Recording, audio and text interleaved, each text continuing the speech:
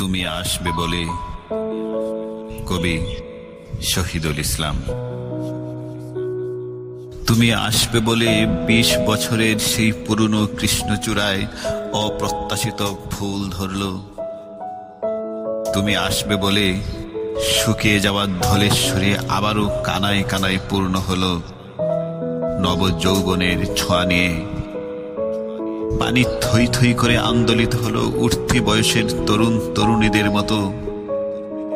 তুমি আসবে বলে অনেক যতনে খাঁচায় পোষা সেই ১৬ বছরের তৃষ্ণার্ত পাখিটার কণ্ঠে উচ্চারিত হলো মধুর গান, ঠিক অভিজ্ঞ কণ্ঠশিল্পীর মতো।